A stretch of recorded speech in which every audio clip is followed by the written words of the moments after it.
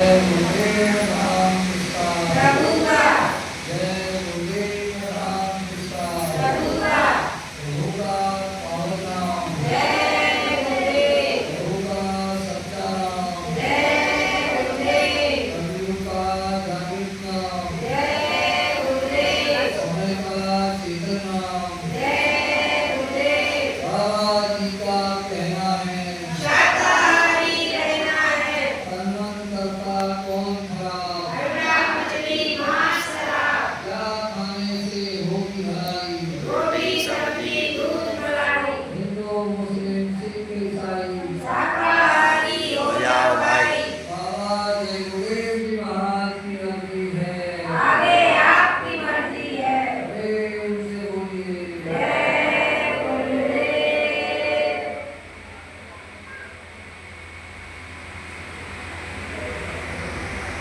मन पर आसी और बाबा जय गुरुदेव जी महाराज को चरणों में उपस्थित सभी सत्संगी के भाई लोग से आए समस्त भाइयों प्यारे बच्चों सबको सारा समय जय गुरुदेव।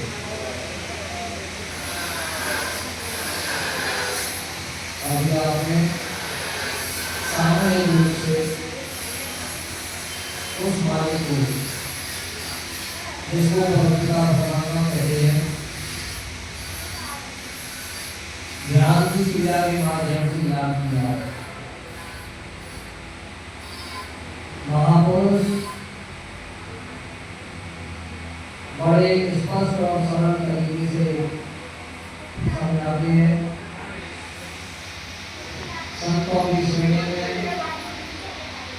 उच्च कोटि के महापुरुष बाबा जी गुरुदेव जी महाराज उनका आश्रम मधुरा में है। आगरा दिल्ली बाईपास पर बना है। अपने गुरु की याद में एक भव्य मंदिर का निर्माण करवाया जिसका नाम योग साधना मंदिर था। पूरे देश में प्रचार करवाया कि अगर कोई पूछे तो बता देना कि बाबा जी मधुरा में रहते हैं और 2002 से उस मंदिर में बैठे हुए देवता जिनको जीता जागता देवता बनाया उस मंदिर में कोई सीधा प्रार्थना करेगा अपनी बुराइयों को छोड़ने का संकल्प लेगा तो भले में एक मनोकामना पूरी होगी। ऐसा मंदिर विश्व में कहीं नहीं है। कभी भाई बहनों हर चीज का एक समय होता है। अपने अपने समय में इस कलिका में 700 वर्ष पहले से महात्मा महापुरुष बराबर आते रहे और अपने अपने हिसाब से जीवों को जगाने का काम किया। उसी श्रेणी में बाबा जय गुरुदेव जी महाराज के गुरु हमारे आपके दादा गुरु इन्होंने राधा स्वामी नाम से अपनी सुरत आत्मा को जगाया और बाबा जी 18 घंटे एकादशी से बैठकर संपत की साधना में अपना अमूल्य समय देकर और इस नाम को जगाया जो समय का जगाया हुआ से किया हुआ नाम है और इस नाम को जय गुरुदेव नाम से पुकारा। पूरे भारतवर्ष में इस नाम का प्रचार किया। भारतवर्ष के सभी प्रांतों और जिलों में घूम घूम कर बाबा जय गुरुदेव जी महाराज ने इस नाम को धीरे की तरफ फेंक दिया और कहा कि कोई द्रोही हो तो इसे उठाए और पकड़ करे कि मैं भैया में दुकान में मकान में जंगल में कहीं भी फंस जाओ ये सहारा हो जाओ कोई हिंसक पशु पक्षी जानवर में भेज दिया हो, ऐसी स्थिति में पहले तो जिसको मानते हो उसको याद करो। अगर वो तुम्हारी मदद कर रहे हैं तो बहुत अच्छी बात, बाबा जी यही चाहते हैं तो तुम्हारी मुसीबत में मदद हो जाए। अगर आपकी कोई मदद करने न आए तो 1 मिनट से ज़्यादा समय नहीं लगता। जय गुरुदेव नाम प्रभुता, जय गुरुदेव नाम प्रभुता, जय गुरुदेव नाम प्रभुता केवल 10 बार याद करना। और 10 बार के याद करने से अगर आपकी रक्षा हो जाती है तो मानेगा कि ये नाम समय का गया हुआ से फिर इस नाम को अपना साथी बना लिया। ये मनुष्य शरीर सांसों की पूंजी पर टिका हुआ है। हर किसी को निश्चित साधन नहीं है, समय का कोई ठिकाना नहीं, कब किसके साथ कौन सी घटना घट जाए और जीवन लीला समाप्त हो जाए। अभी परसों 35 वर्ष की उम्र का लड़का जो हमारे संपर्क में किराने की दुकान से शुरू हो रहा है, 3 बच्चियां उसके पास थी। बच्चा छोटा रहा, बच्चे की उम्र केवल 7 वर्ष है। दो उसके भाई थे, एक शरीर से विकलांग है और दूसरा दिमाग से विकलांग है। बताइए कैसे उसकी व्यवस्था बनेगी। इस कामनाया के देश में गृहस्थी को चलाने की जो व्यवस्था है हाल फिलहाल पूरी खराब हो चुकी है। तो फिर आइए तो समय का कोई ठिकाना नहीं। मनुष्य शरीर केवल और केवल भगवान के जन्म को मिल जाए, जिसके लिए इस धरातल पर मानव के रूप में चाहे स्त्री हो या पुरुष, बच्चा हो या बच्ची, जिसको जन्म मिला हुआ है, एक दिन मृत्यु निश्चित है। उससे पहले किसी सच्चे गुरु से रास्ता लेकर अपने आत्म को कल्याण के विषय में सोचें, मुक्ति और मोक्ष के विषय में सोचें, अपने असली घर में चलने के बारे में सोचें।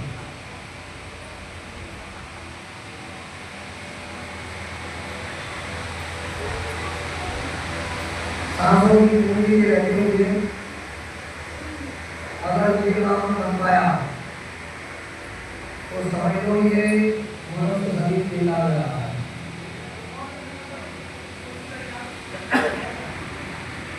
बाबा जी समझा रहे हैं कि समय से जा जाओ, समय से चल जाओ।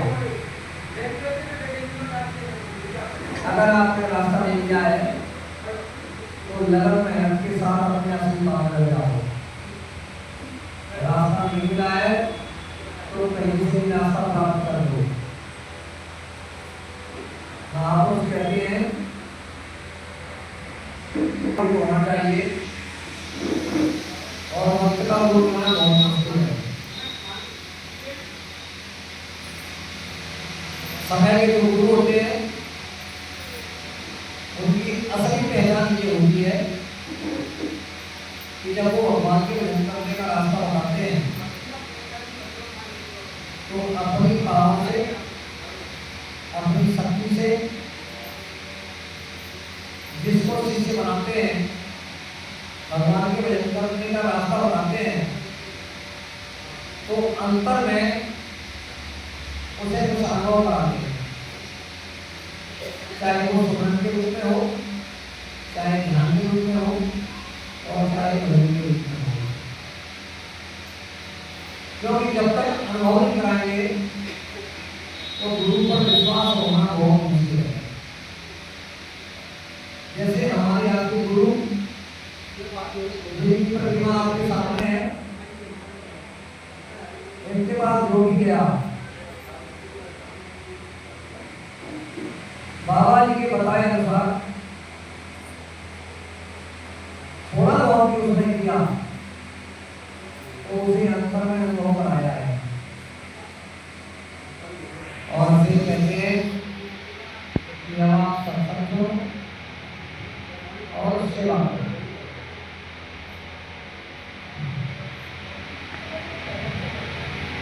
ये सत्संग की धार, ये सत्संग रूपी जल जब किसी के ऊपर पड़ता है तो धीरे धीरे करके मैं उसका साथ हो जाता है। सत्संग जल जो कोई पावे और मेरा सब कभी जावे।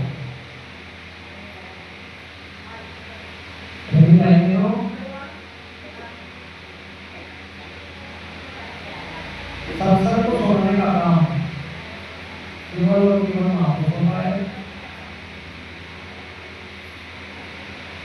लेकिन संगत के रूप में बाबा जयपुरी महाराज ने आदेश दिया कि मेरे वचनों को दोहराने का काम, मेरे वचनों को सुनाने का काम जो कोई करेगा वो मर्यादा में है। जयपुरी वाला मर्यादा मिल जाए ये हम आप सब विद्यार्थी हैं।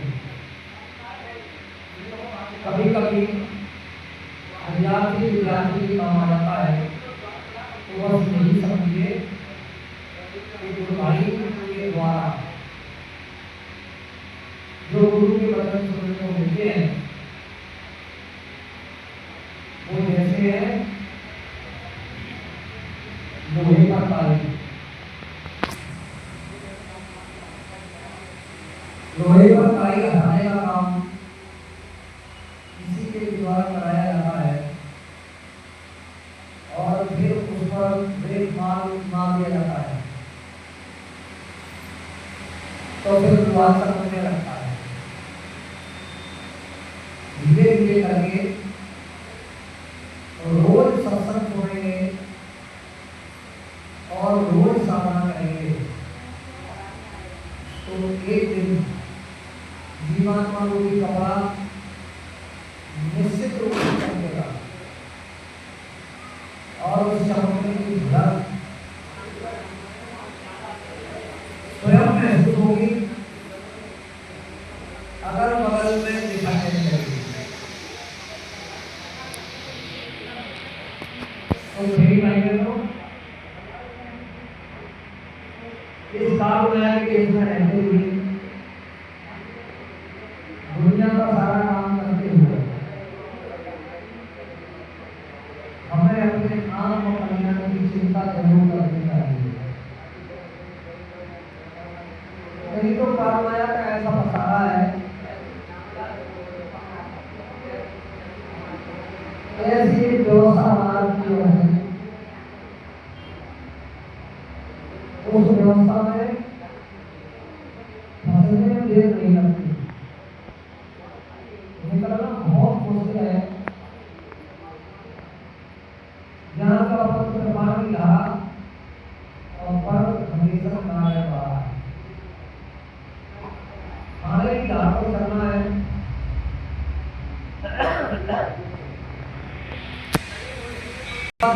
ध्यान रहे बाल बच्चों के साथ रह करके, घर बस्ती में रह करके, परिवार और समाज में रह करके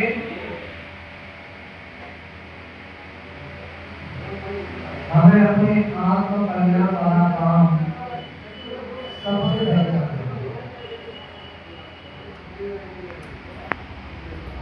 जिसके लिए गुरु महाराज ने समय बताया है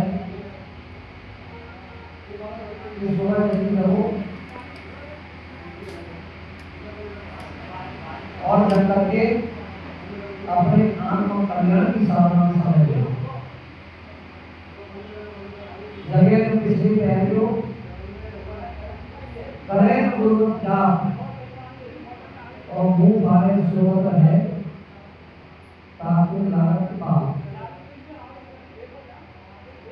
जगह में पिछले पैर को भजन करें, ध्यान गुरु ऋण का दोषी बने और भोय ना हो।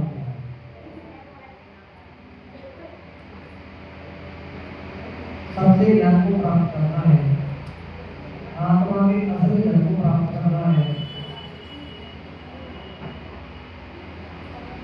तो काममाया के देश में हमारा संदेह है, बच्चों के पेट पालने के लिए, परिवार की व्यवस्था के लिए काम धंधा मुझे जरूर करना है। अगर ये करेंगे तो घर की व्यवस्था बिगड़ जाएगी, और घर की व्यवस्था बिगड़ गई तो फिर आप सामान नहीं कर सकते, क्योंकि आपका ध्यान नहीं जाएगा। और ये सामना संपन्न की सामना है, जिसे नाम को सामना कहते हैं। हर युग की अलग अलग व्यवस्था है, हर युग में भगवान के भजन करने का अलग अलग तरीका है।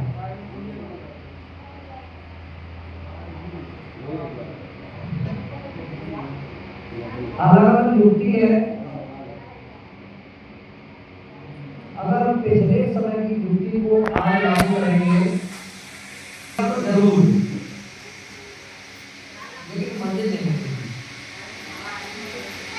आपको क्या मिलेगा जिसे आप समझेंगे कि हमने बहुत कुछ हासिल कर लिया, लेकिन संतमत में उसकी कोई कीमत नहीं।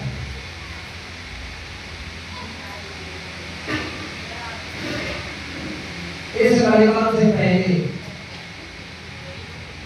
द्वापर युग का समय था, उसकी व्यवस्था अलग थी। उससे पहले त्रेता युग का समय था, उसकी व्यवस्था अलग थी। और उससे पहले सतयुग का समय था, उसकी व्यवस्था अलग थी।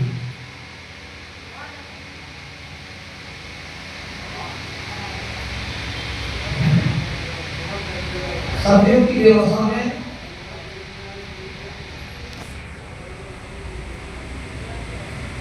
इस मानव तल में बैठी हुई जीवात्मा जो अजर अमर अविनाशी है, इस पर किसी तरह का कोई आवरण, कोई पर्दा, कोई पर्दा नहीं था, जिसके लिए गोस्वामी नारायण रामचंद्र मानस कहते हैं कि सतयोग योगी सब विज्ञानी हरि ज्ञान करे वरदान। सतयुग में सब योगी विज्ञानी थे। क्यों? क्योंकि रास्ता खुला हुआ था, किसी तरह का कोई बंधन था ही नहीं। इसी मानव तन में रहते हुए दिन में एक बार नहीं, हजारों बार उस मालिक के देश जाना और हजारों बार उस मालिक के देश में परमपिता परमात्मा का दर्शन किया करके और फिर मंदिर में आया। ये उस समय की क्रिया थी। लेकिन कई भाई बहनों धीरे धीरे करके जैसे जैसे सतयुग का समय निकलता आया, तो सतयुग के समय के 4 चरण, 3 चरण निकल गए और 14 चरण लगा। तो हर युग में व्यवस्था खराब होती है।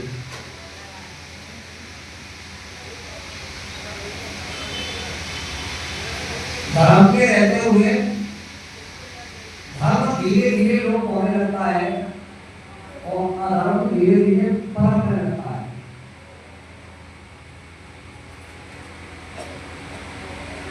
उसी धर्म की व्यवस्था को ठीक करने के लिए इस काल माया का जो प्रधान अधिकारी है, जिसको ईश्वर कहते हैं, भगवान कहते हैं, उसकी एक अपनी व्यवस्था है। उस व्यवस्था में चार बड़े बड़े अधिकारी और चारों अधिकारियों को प्रत्येक उत्पत्ति पालन का कार्य उसको दिया है।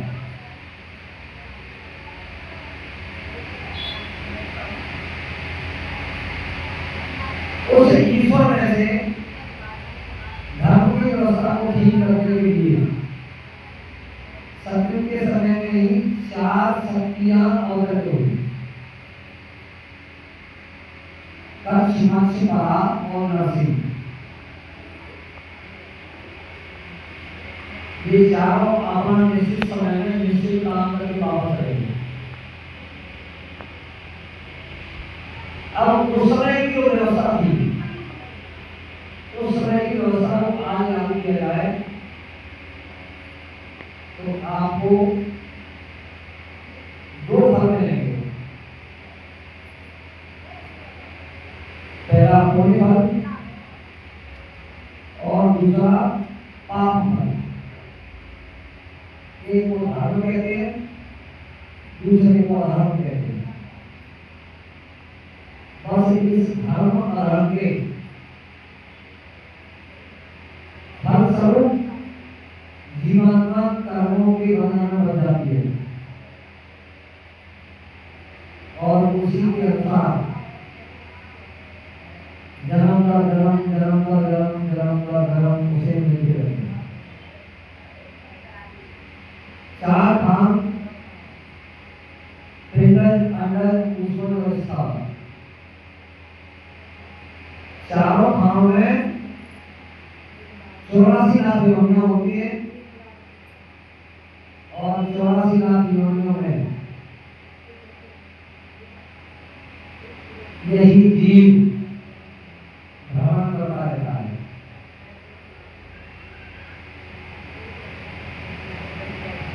पहली लाइन में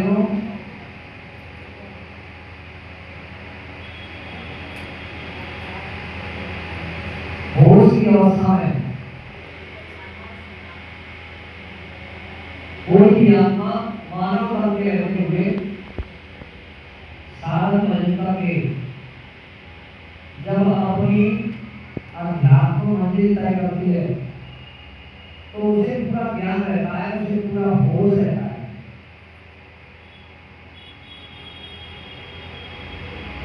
और मृत्यु के समय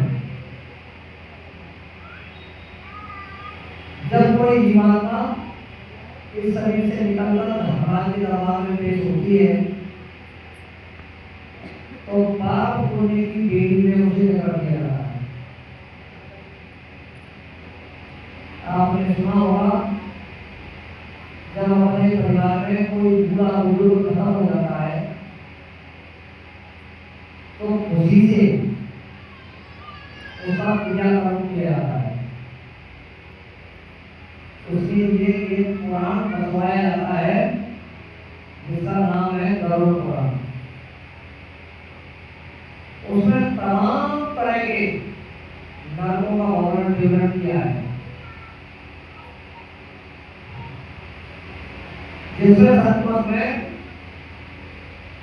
64 को गौरव नरक बनाए हैं। बहुत बड़े बड़े, जिनकी लंबाई चौड़ाई का कोई आंकड़न नहीं और उन्हें जीवात्माओं को कैसे त्रास दिया जाता है, उसे कैसे तरह तरह के कष्ट दिए जाते हैं। तो प्रेम जीवात्मा को अजर अमर अविनाशी, उसे किसी तरह का कोई कष्ट नहीं होना चाहिए, उसे किसी तरह की कोई परेशानी नहीं होनी चाहिए। तो फिर कहते हैं परेशान कौन होता है?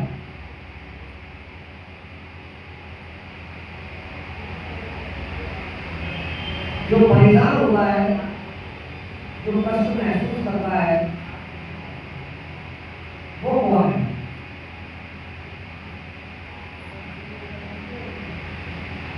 बाबा ने मुझे महाराज ने समझाया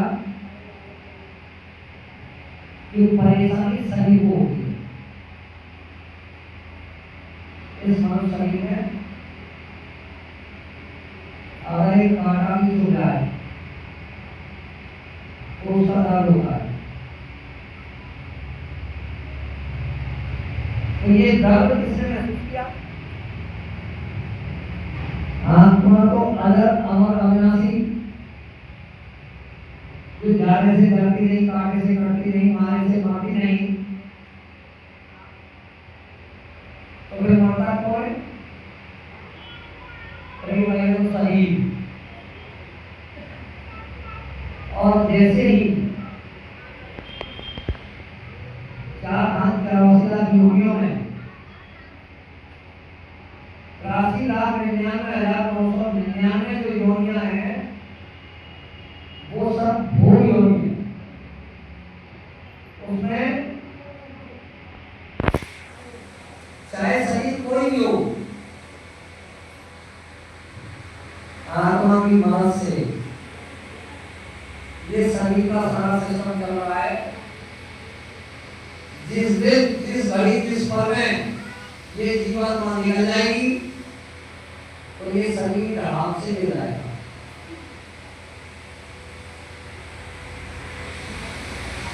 और इस शरीर में, इस मोटे जगत में कोई एक तत्व से, कोई दो तत्व से, कोई तीन तत्व से और कोई 4 तत्व से, पूरे 5 तत्व का जो शरीर है वो कौन सा शरीर है? वो केवल और केवल मनुष्य शरीर है।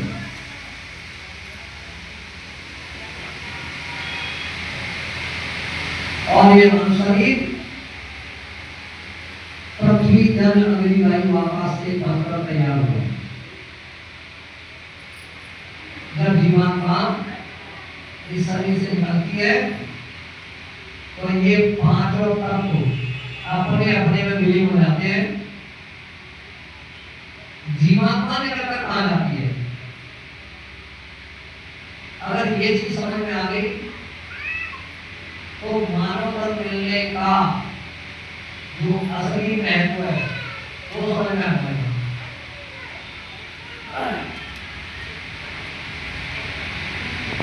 मैं कौन हूँ, कहाँ से आया हूँ, मरने के बाद कहाँ जाऊंगा, थोड़ा सा इस विषय पर विचार होना चाहिए।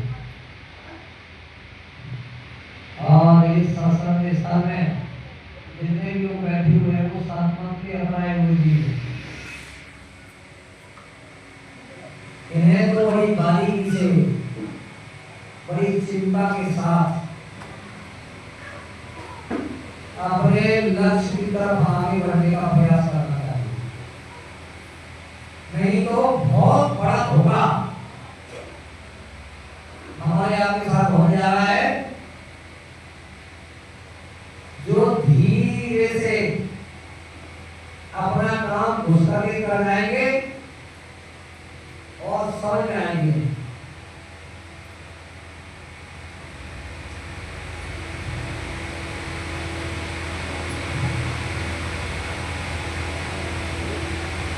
मन, चित्त, बुद्धि और अहंकार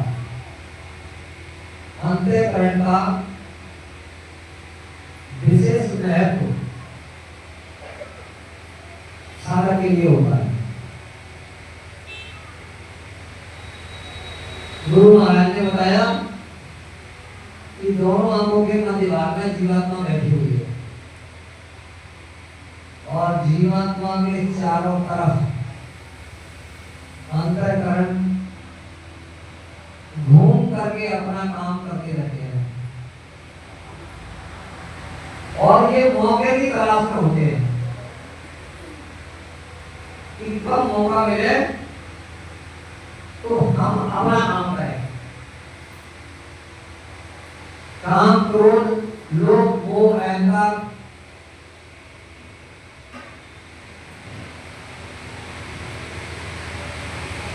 ये ऐसे हैं कि अपना अपना घर बना करके बैठ जाते हैं और मौका अवसर पाने पर अपना रूप दिखा देते हैं और अपना काम कर जाते हैं। नहीं मायने लो, संत कह रहा है कि करा कराया सब तेरा, जब आया अहंकार। जब एक का कितना बड़ा काम है तो फिर और जो इसके साथ लगे हुए हैं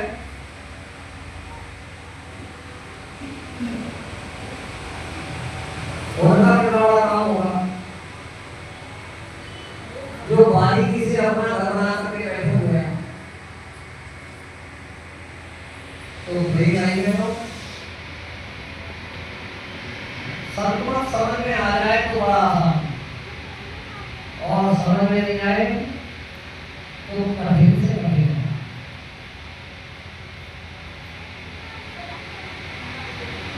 इसीलिए इसकी जो बारीकी है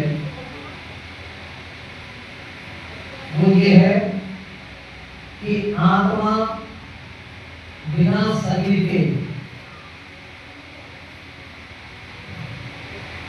यहां पर नहीं आ सकते। जब उस परमपिता परमात्मा ने इस त्रैलोकी को स्वामी को वरदान स्वरूप आत्मा को दिया तो धीरे धीरे करके इसे उतारा गया। एकदम ऐसे नहीं उतारा गया, बहुत लंबा समय लगा। उस परमपिता परमात्मा ने अपने लोक के नीचे जब चेतन सृष्टि की रचना की मौज करी तो एक लोक बनाया और इसमें शब्द की डोर नीचे उतारी गई जिसे नाम की डोरी कहते हैं। उस शब्द की डोरी को पकड़ाकर अपने से नीचे वाले लोग में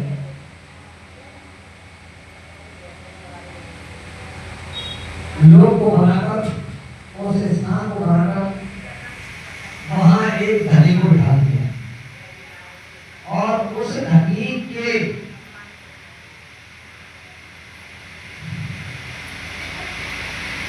व्यवस्था के अनुसार उसे जीवात्माओं को भंडार दे दिया और वो अपने देश की व्यवस्था को धीरे से सुचारू रूप से चलाता रहा। जब और जरूरत पड़ी तो फिर नीचे और एक लोग बनाया उस देश में उसी नाम की डोरी पर दूसरे नदी को डाल उसको व्यवस्था दे दी गई। उस व्यवस्था के अनुसार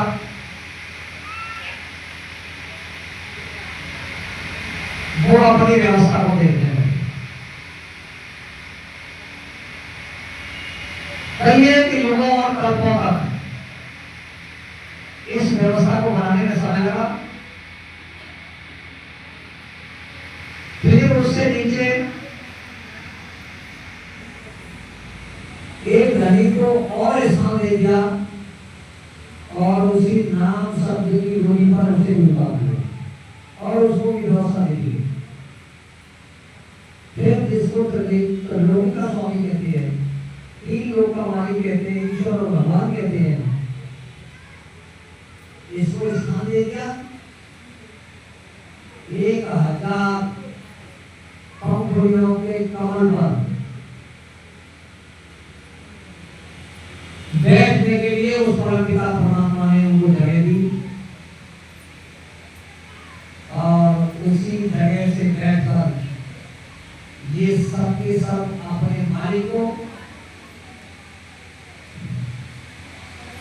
जिसने ये व्यवस्था उनको दी,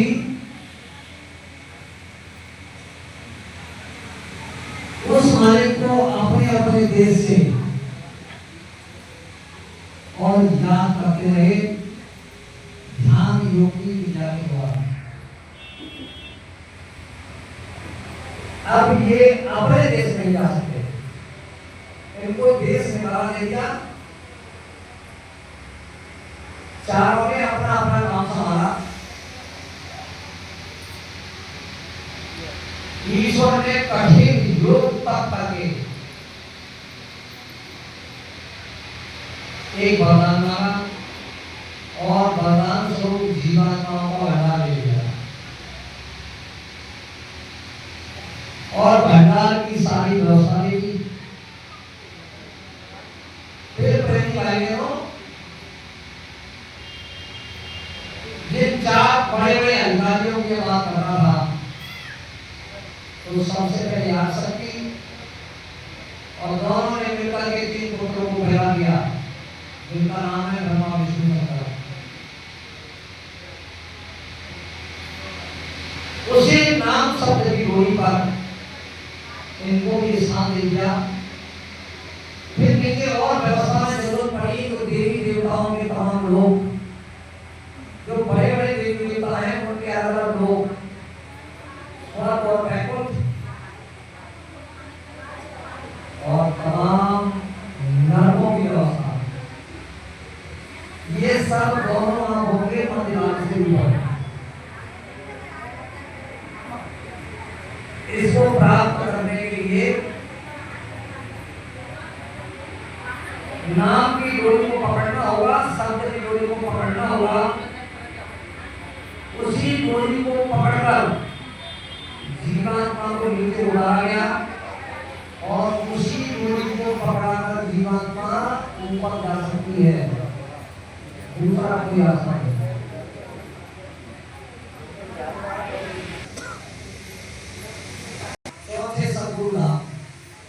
ये तो इतनी बड़ी दया हो गई है, बड़ी कृपा हो गई है हमारे आपके ऊपर, इस वजह से हमें पकड़ लिया। जो चार जन्मों का काम है, चारों के उन्होंने कहा है कि इसी जन्म में कर सकते हो, तो चूके नहीं। ये मौका है, एक अवसर है, इस अवसर को गंवाए नहीं, इससे लाभ है। बाबा देवदेव जी महाराज के संदेश में बात चल रही थी कि आत्मा अजर अमर अविनाशी है।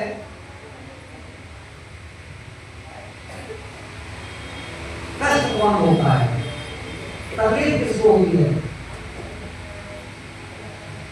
तो भाई भाइयों, संतों ने लिखा है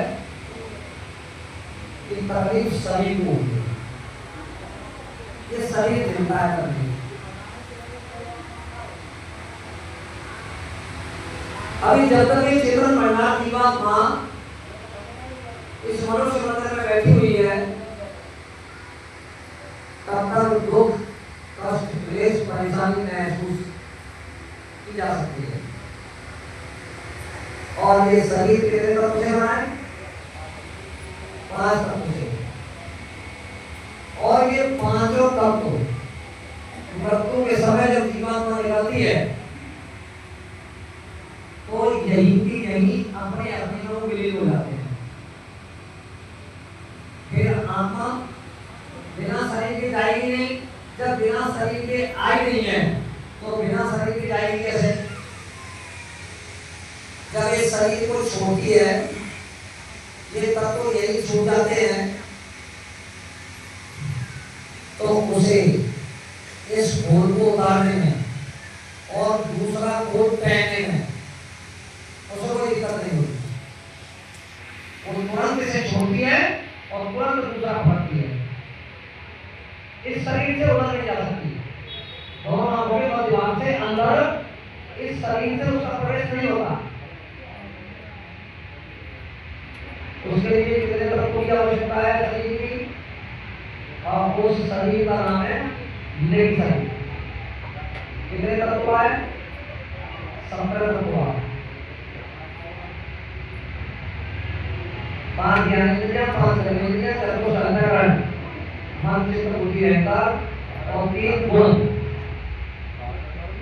रजोगुण तमोगुण सतोगुण। बताइए इससे ऊपर का जो शरीर है, अभ्यास के समय में भी जो कोई योगी पुरुष है, दोनों आंखों के मध्यभाग से अंदर जब प्रवेश करेंगे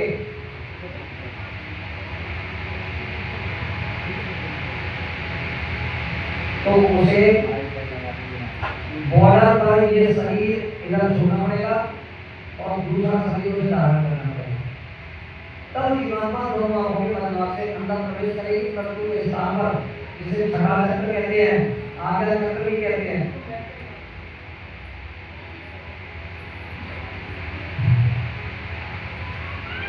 गुरु के चरणों का दर्शन, इसे चरण कमल भी कहते हैं।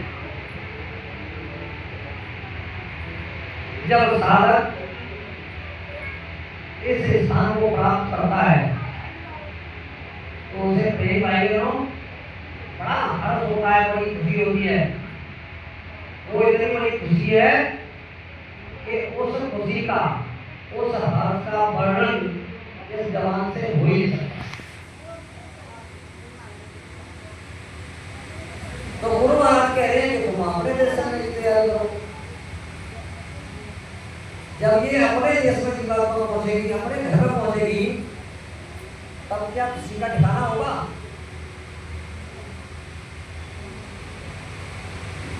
मनुष्य सदगुरु का एक छोटा सा वर्णन आता है कि जब उनको थोड़ा सा इस विषय में मिला, तब उन्होंने कहा है कि हृष्ट पुष्ट पर महेश आए और मानो अवैध भवन से आए।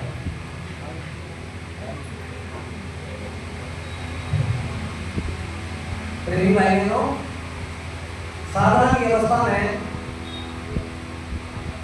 जब 17 तत्वों के खोल को उगाकर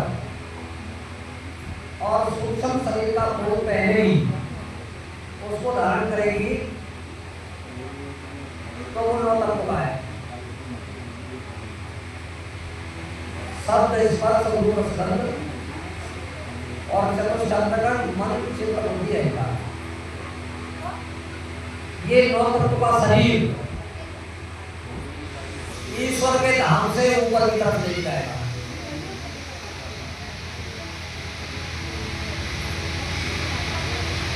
इस स्थान से जब अपने घर में जीवात्मा जाएगी तो फिर उसे 5 तत्व का खोल पहनाकर उतारा गया था, उसी 5 तत्व के खोल को, उसी शरीर को पहनाकर ऊपर ले जाया जाएगा। वो कौन सा है? शब्द स्पर्श रूप रस गंध। और वो शरीर कौन सा है? वो शरीर कारण शरीर। कारण शरीर का खोल पहना करके जीवात्मा को नीचे उतारा गया। फिर जब और देवता पड़ी तो सूक्ष्म शरीर में उतारी गई, फिर और देवता पड़ी तो लिंग शरीर में उतारी गई, और इधर ब्रह्मलोक में मोटे पंचभौतिक शरीर में इस खोल में इस आत्मा को उठा दिया गया।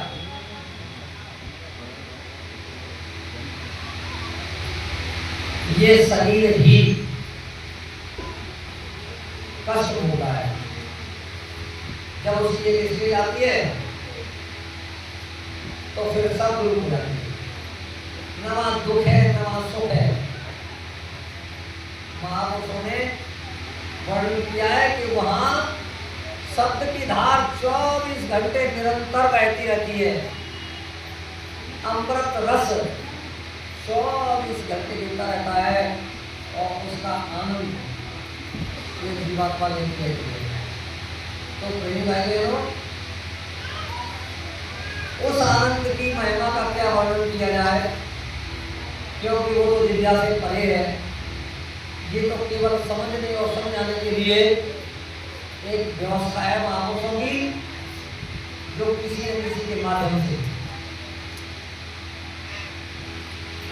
आप लोगों तक पहुंचाने का ये काम हो रहा है।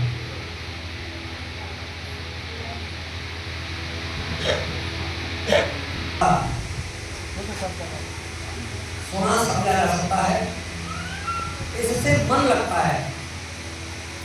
मन पर जब सत्संग की मार पड़ती है तो मन ये विचार करने लग जाता है कि हमने कितना समय खो दिया, कितना समय हमारा निकल गया, चलो अब नहीं तो अब कर लो, अब नहीं तो अब कर लो।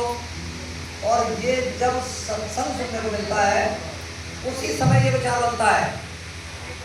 जैसे ही घर पहुंचेंगे तो काल माया का पूरा आधिपत्य आदमी के ऊपर लागू हो जाता है और फिर वो फंस जाता है इसी काल माया के काम में। फिर भी परम पूज्य बाबा जय गुरुदेव जी महाराज परम दयालु, तुम घर में रहो, गृहस्थी में रहो, बाल बच्चों के साथ रहो, रंगोली जलाना नहीं, जयमाला जलाना नहीं, घर द्वार छोड़ना नहीं, बाल बच्चों से अलग होना नहीं, इसी में रह करके और सुबह शाम थोड़ा थोड़ा थोड़ा थोड़ा ये अध्यात्म पूरी इकट्ठी करो। दुनिया का धन चाहे इतना इकट्ठा कर लेना, चाहे मकान जमीन जायदाद कितनी भी आप इकट्ठी कर लो, एक न एक दिन समय आएगा और सबसे हाथ धोना पड़ेगा। ये सब यही पे छोड़ना पड़ेगा।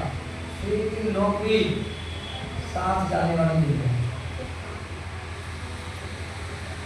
क्या साथ जाएगा? कलयुग के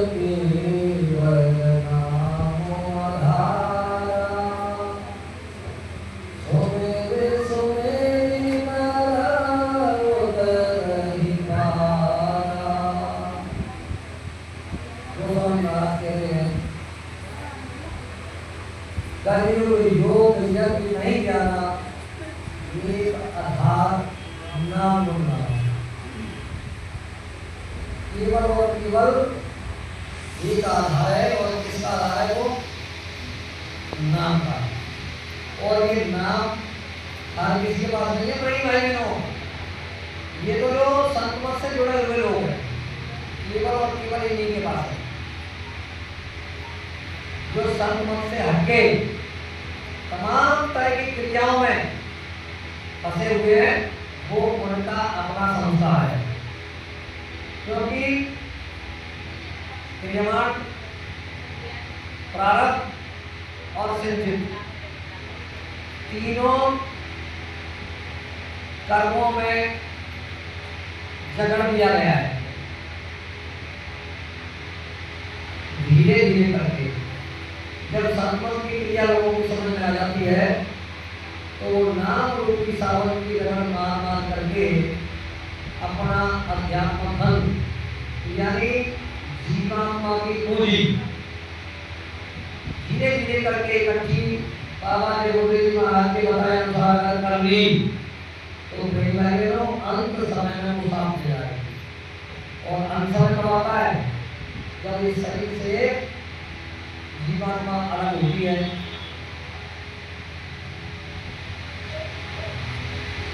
उस समय इसको कोई दिक्कत, कोई परेशानी, कोई कष्ट नहीं होगा। कब नहीं होगा? जब गुरु के बताए रास्ते पर चलोगे और गुरु पर पूरा भरोसा होगा।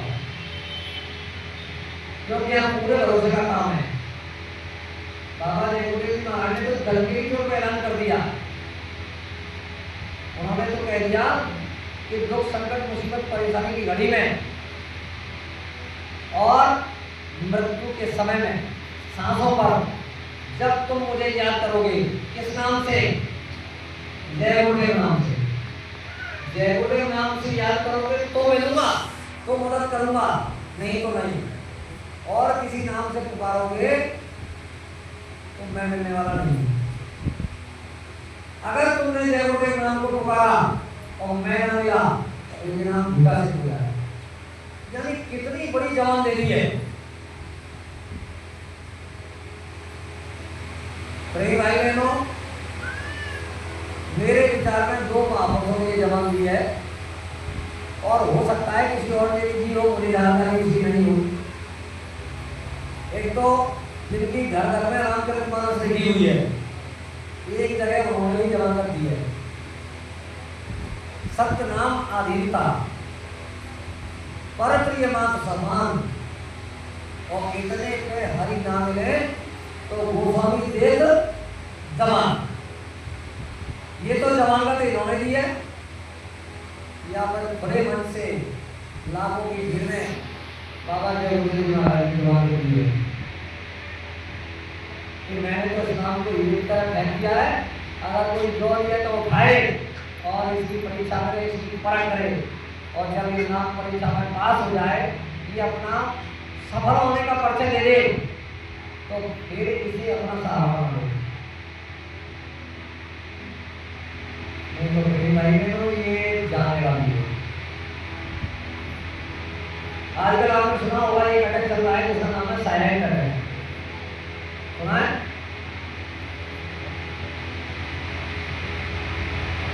गुरु महाराज ने बीमारियों के विषय में बहुत पहले ही कहा है।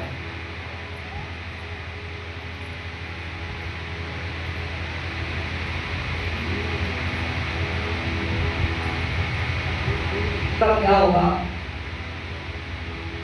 वो तो ईश्वर जाने, खुदा जाने, कौन जाने, लेकिन बाबा जय गुरुदेव अपने वर्षों के विषय में अच्छी तरीके से जानते हैं। जिन्होंने कहा है कि मैंने तुम्हारा हाथ पकड़ा है, मैं तुम्हें छोड़ूंगा नहीं, लेकिन उसके लिए उन्होंने कुछ और भी तो कहा है कि तुम मेरे बताए अनुसार करोगे, मेरे कहने के अनुसार काम करोगे। उसके लिए भविष्यवाणी भी है, मेरे कदमों से कदम मिलाकर चलोगे तो ठीक, नहीं मेरे पास पीछे मोड़कर नहीं है। फिर क्या होगा? अपनी अपनी भाव भावना के अनुसार लोग चल जाएंगे और जाएंगे समझ के अंदर, कोई घुसे रहा है, कोई घुसे रहा है।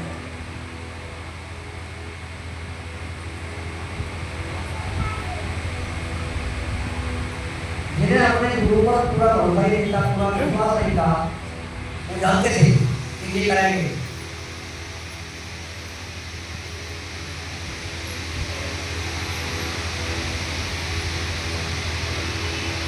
छठवीं का दौर चलेगा, छठवीं होगी। परिवर्तन से पहले सब लोगों के धीरज के बाद टूटेंगे, टूटे।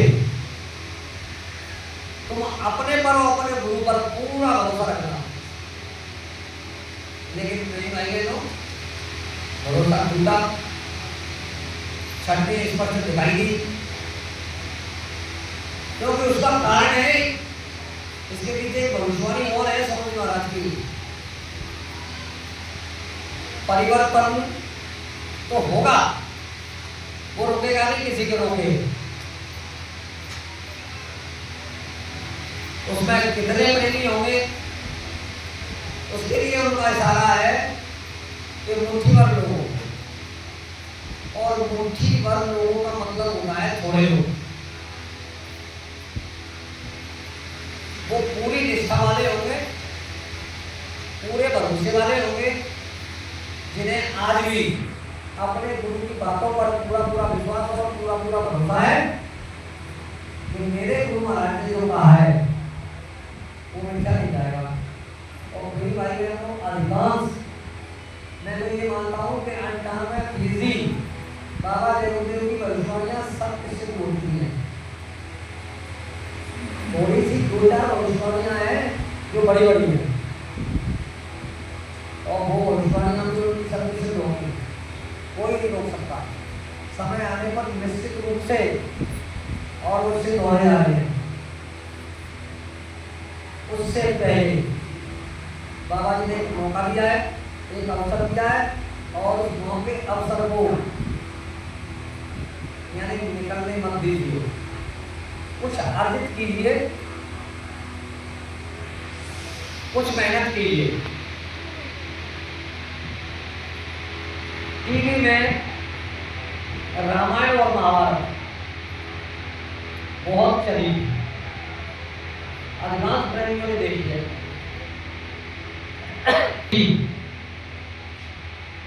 रामायण और महाभारत को दिखाया गया था, कि लोगों के लिए बाहर जाने की अनुमति नहीं थी। चलो भैया घर में टाइम पास नहीं होगा तो अपना टीवी खोल दे और रामायण देखो और और धार्मिक देखो या जो इच्छा है वो देखो। लेकिन मेरे कहने का मतलब ये है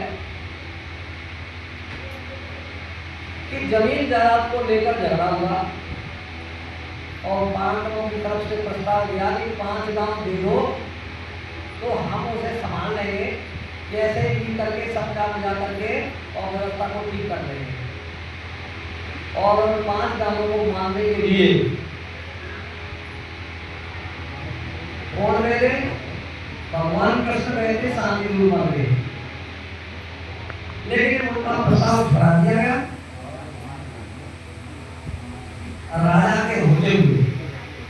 किसी और के बोलने का कोई अधिकार नहीं होगा, लेकिन दुर्योधन एक ऐसा व्यक्ति था जिसने हर किसी की बात को काटा।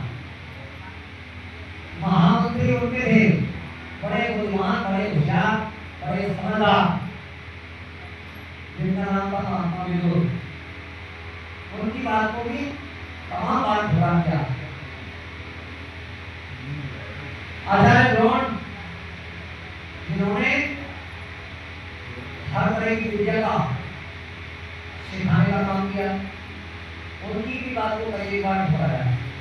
और मेरे पितामह भीष्म कहते थे, उनकी बात को कई बार ठुकराया। भगवान कृष्ण लौट के चले गए और दोनों तरफ से बड़ी चाहत है, खूब चाह रहे हैं कि युद्ध हो जाए, युद्ध हो जाए तो युद्ध में परास्त कर देंगे और अपना हक ले लेंगे। तो ये पांडवों के बीच में मीटिंग चल रही थी, उसी बीच में भगवान कृष्ण पहुंच गए। जैसे ही पहुंचे तो इनकी मीटिंग बंद हो गई। भगवान कृष्ण ने कहा, क्या मेरा आना आप लोगों को अच्छा नहीं लगा? आप लोगों ने अपनी चर्चा को बंद कर दिया कि नहीं नहीं ऐसी कोई बात नहीं है, तो फिर बात क्या है, क्या बात चल रही है? तब उन्होंने बताया कि अब तो हम लोग ये चाहते हैं कि दूसरा कोई रास्ता नहीं है, युद्ध हो जाए।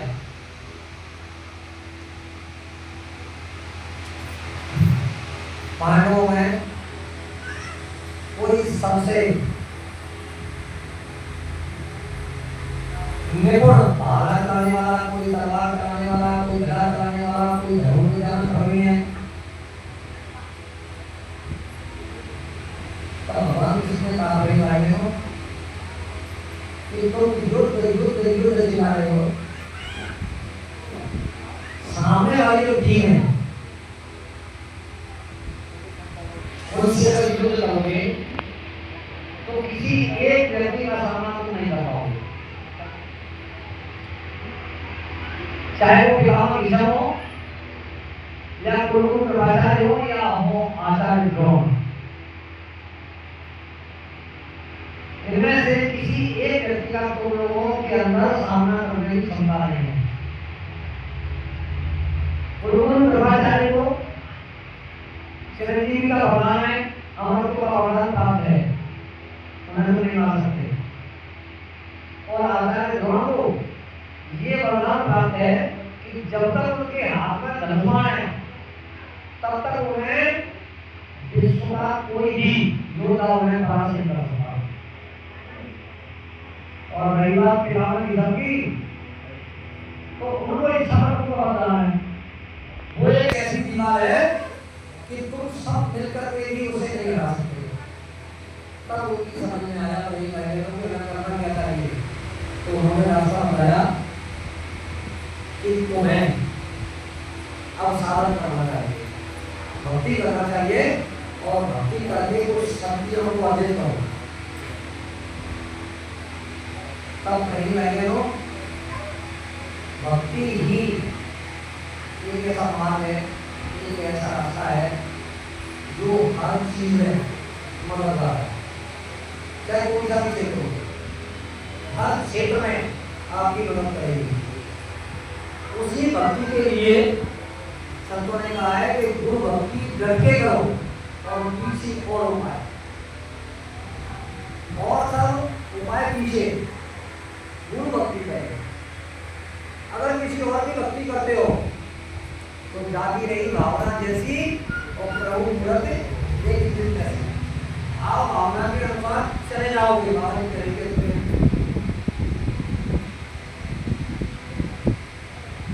तो भाई बहनों, हमें नाम की भक्ति करनी है।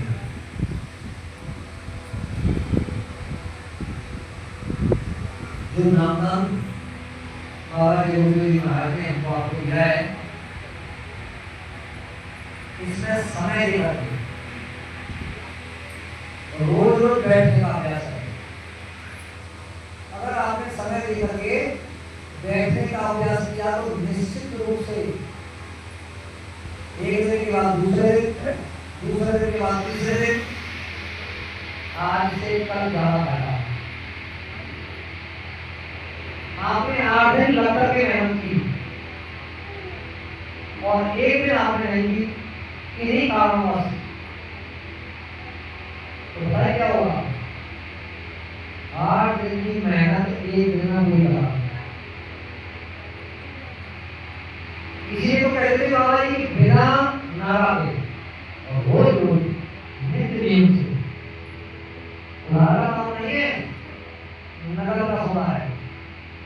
आज करोगे तो आज ही मिलेगा। इसे 12 साल से ऊपर का बच्चा बच्ची करने की पूरी छूट है।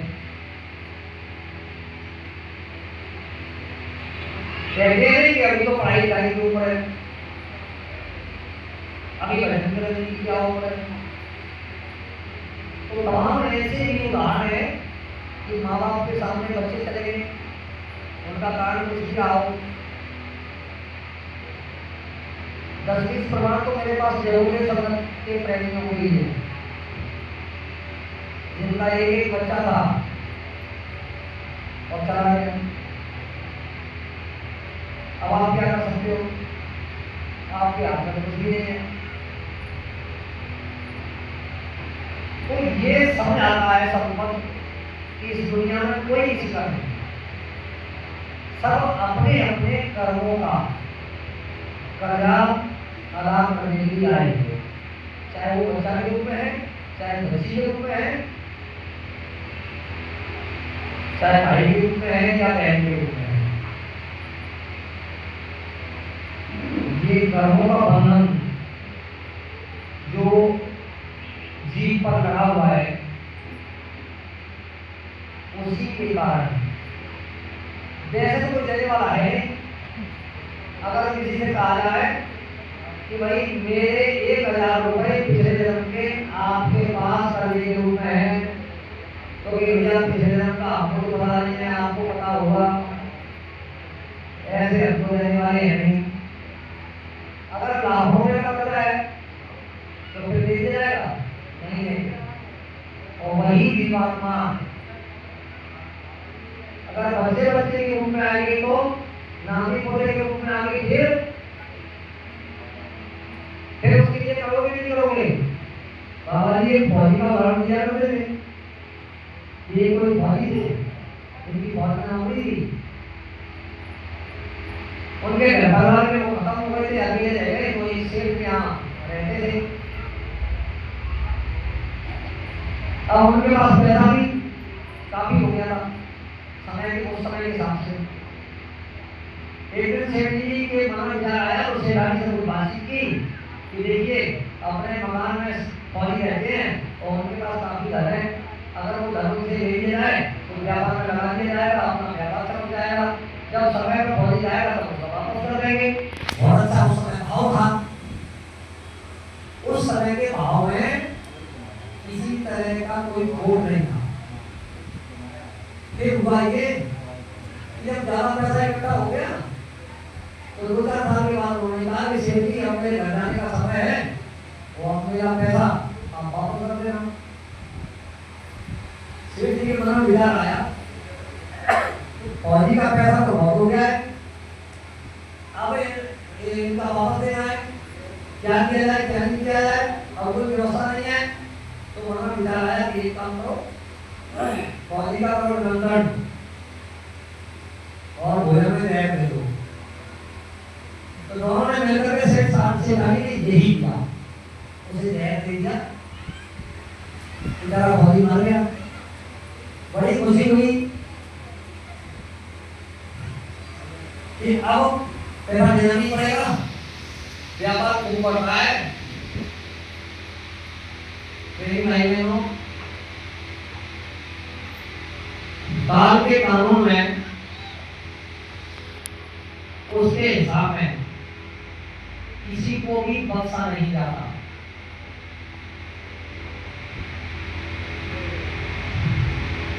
बुढ़ापे में शेर जी के घर में, सेठानी के घर में, और वही फौजी आता है। समय आने पर बच्चा बाहर धीरे धीरे करके खुशी खुशी में उसकी परवरिश जब वो समझने लगा, अच्छी तरीके से जानने लगा, तो बीमार होता है, और बीमार होता है तो शेर से लड़ने बड़ा कष्ट होता है, बड़ी परेशानी होती है। अब खूब पैसा खर्च हो रहा है, बच्चा ठीक नहीं हो रहा है, पैसा जितना लिया उतना खर्च हो गया। समय समय पर बच्चा पूछता था कि पिताजी किसी का कुछ रह गया है,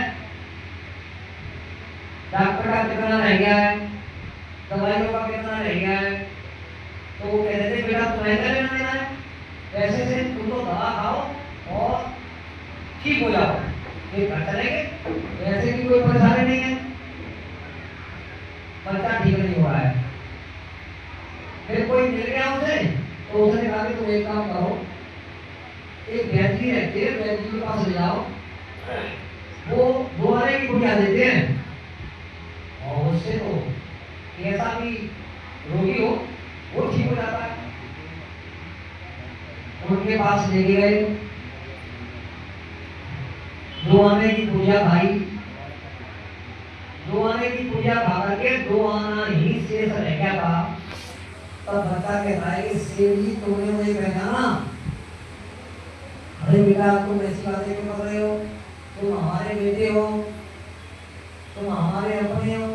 कि नहीं नहीं तुमने मुझे पहचाना नहीं, मैं वही शेर हूँ, वही फौजी हूँ कि तुमने मेरा इकट्ठा धन और व्यापार के लिए ले लिया।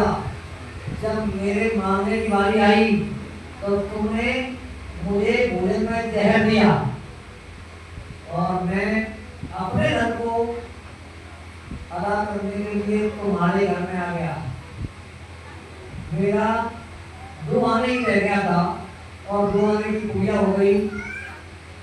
अब हम जा रहे हैं, इतना कैसा ही छोड़ दिया।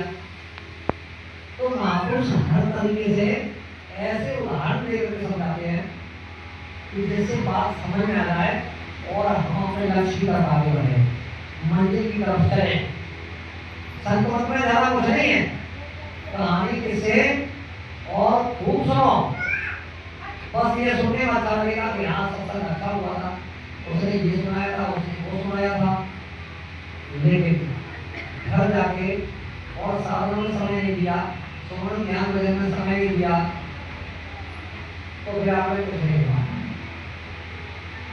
और किसी के 20 साल निकल गए, किसी के 30 साल निकल गए, किसी के 50 साल निकल गए। हम किस स्टेज पे आकर इस समय खड़े हैं, ये एक दूसरे की कोई नहीं जान सकता। संत में एक की दूसरा नहीं जान पाता। वो बातें कर रहे हैं कि बातों बातों में अगर कोई चर्चा हो जाए साधक साधकों में तो बात अलग है, उसके कुछ पहचान के हैं, सूत्र नियम है जो आपको ने बताए हैं, लेकिन अंदर में किसकी क्या पहुंच है, किसकी कितनी साधना है, ये हर कोई किसी के जान सकता। लेकिन अपनी अपनी सफलता कि हम किस स्थान पर खड़े हैं, हमारी मंजिल क्या है, इस समय हमें कहाँ होना चाहिए था और हम कहाँ पड़े हैं। तो यही भाई बहनों, संसार का टुकड़ा तो ये बना रहेगा, क्योंकि ये दुख का ही देश है। इस नाशवान संसार में कोई अमर नहीं है। दुखिया सारा संसार, राजा दुखी राज गए से। अगर राजा का राज चला गया तो वो दुखी, और फिर प्रजा सुखी रह सकती है? नहीं रह सकती। राजा दुखी राज गए से और प्रजा दुखी रहा। देश से दुखी धंधा सब क्यों है? पहले बढ़िया ही दुकान करते थे, और वापस कह रहे हैं कि अब सारी जाति दुकानदार, यानी सभी जातियों में दुकानें खोल रखी हैं। पुरुष दुखी पत्नी नहीं मान गई, कहे कपट आ गया। आदमी भी दुखी है, क्या करे बेचारा? औरत भी दुखी है। औरत दुखी निकम्मे पद से लाता नहीं हजार, उसे शाम को 1000 चाहिए तो खुश है, और अगर वो व्यवस्था नहीं है तो नाराज। तन मन धन से दुखी नर नारी बिगड़े सब व्यवहार। इसलिए प्रेम भाई में कहने का मतलब ये है कि यहाँ दुख तो नहीं रहेगा। इस दुख के देश में और दुख के बीच में रह करके अगर अपना काम कर लिया तो बाबा देवगुरु महाराज कह रहे हैं कि बुद्धिमान वही है जो समय से अपना काम बना लेता है। ऐसे महापुरुष का मिलना बहुत मुश्किल होता है। तो राम की वासी अविनाशी निर्मोह से जब आते हैं, भूले जीवों पर प्यारे गुरु तब खूब दया बरसाते हैं। वचनामृत का प्यारा धमाकर। ग्वालियर के पुराने पढ़ेंगे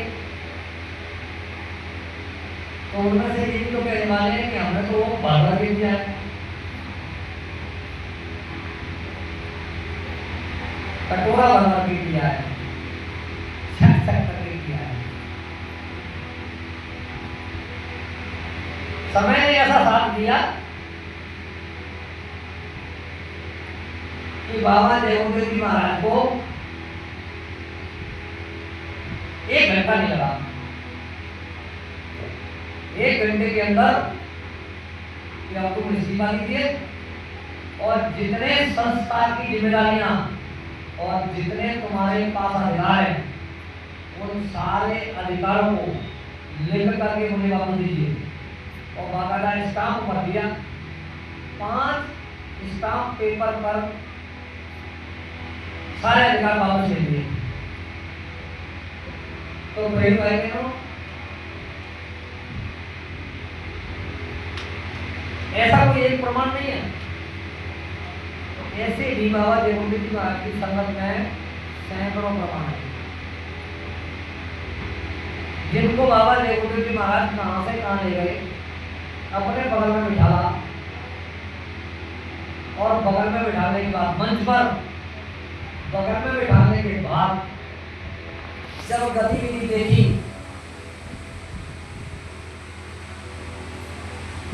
उनके मुखारबिंद से एक शब्द आता है, विकृत शब्द, कि देखिए मेरे साथ ये फलाने व्यक्ति रहते थे और इनकी बुद्धि अब विकृत हो गई है, इसलिए मैंने इनको घर जाने का आदेश दे दिया है। ये मन है, तब कौन सा खेल रचेगा। इसलिए कई भाई बहनों, मन की निरंतर बराबर करते रहिए।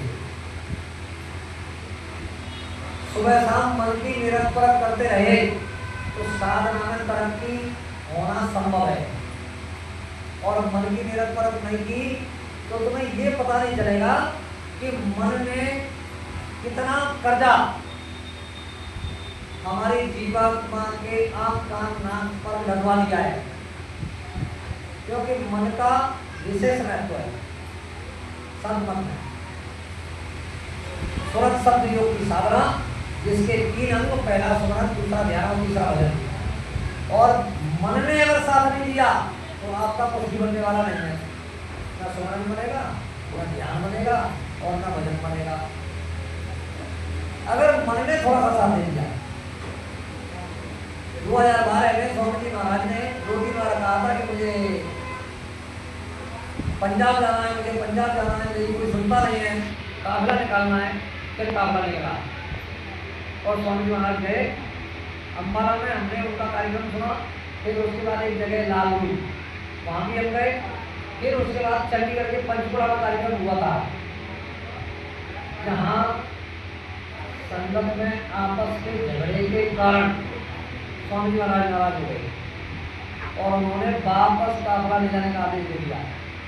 सायरन बज गया और पूरा काफिला मतलब वापस। तो नहीं भाई बहनों, मेरा कहने का मतलब ये है कि वो कब कौन सा निर्णय ले लें, कब कौन सा खेल खेलेंगे, ये इस आदमी की बुद्धि से समझ में आने वाला नहीं है। हम लोगों के सामने ही स्वामी जी महाराज ने 2011 में 3 बार काफिला ले जाने का आदेश दिया और उसके बाद ये कह रहे हैं कि मतलब मैंने कब कहा था, मुझे तो याद नहीं है, अभी मेरा स्वास्थ्य ठीक नहीं है, काफिला कहीं नहीं जाएगा। उसके थोड़ी देर बाद ये कहने लगे तो मैंने कितनी बार कह दिया कि काफिला जाना है, काफिला जाना है, कोई मेरी सुनता ही नहीं है। काफिले की फिर तैयारी होने लगी। फिर काफिले की तैयारी पूरी हो गई। उसके बाद कहा कि हुजूर अब तैयारी पूरी है। तो मैंने कब कहा था कि काफिला नहीं जाना है?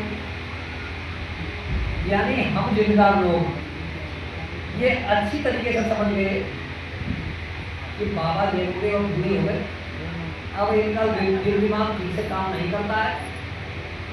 प्रेम भाई बहनों, यही लीला उनको करनी थी बताने के लिए, क्योंकि उन्होंने कहा था कि मैं एक ऐसा खेल खेलूंगा जिस खेल को देखकर तुम भ्रमित हो जाना, और भ्रमित होने में देर नहीं लगी। फट से छटनी का काम हो गया भविष्यवाणी के अनुसार, सब लोगों के रियल के बाद टूट जाएंगे, ये काम हो गया। कितनी देर लगी? त्रेता का जमाना अच्छा था, भाई भाइयों में कितना प्रेम था। भगवान राम को सुबह होना था राज तिलक, और रात रात में पूरी व्यवस्था पलट दी गई। सवेरे क्या हुआ प्रेम भाई बहनों? बर्बाद हुआ। धन्य भरत जैसा भाई जो ननिहाल में था, उसके पास संदेश गया कि ऐसी ऐसी बात हो गई है।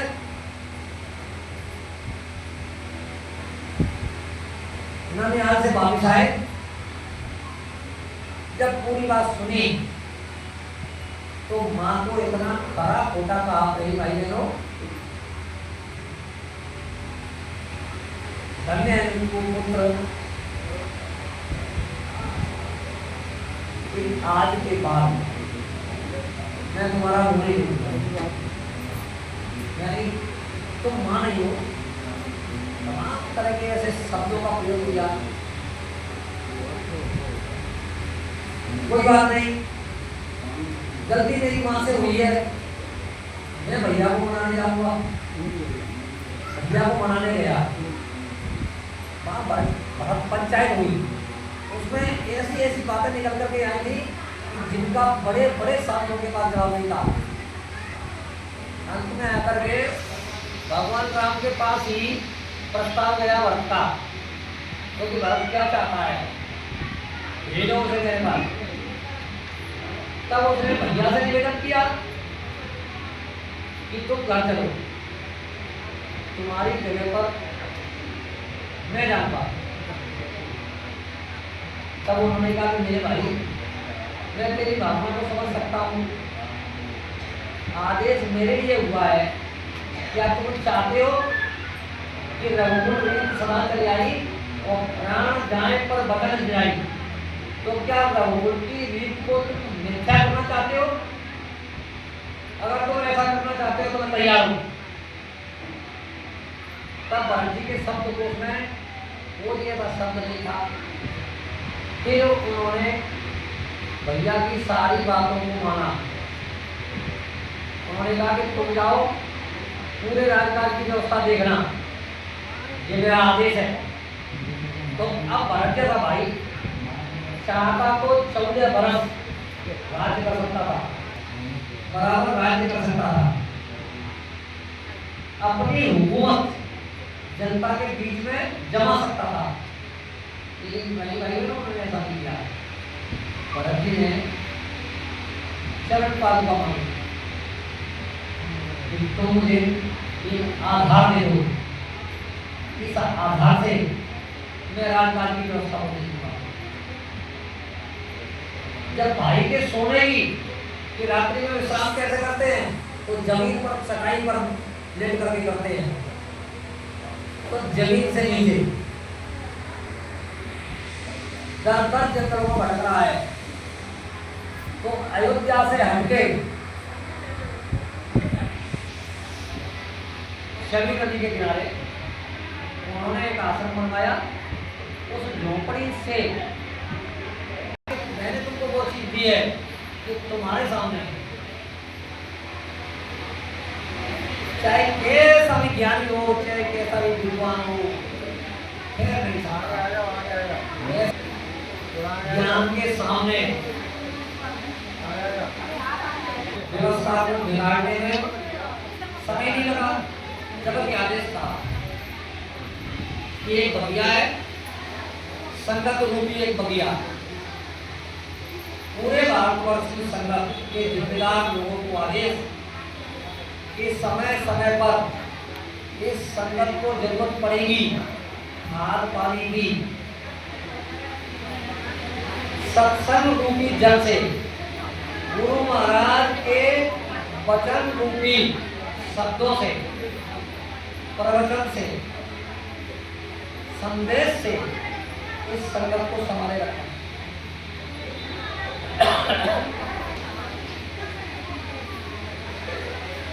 केवल अपने घर करने का है।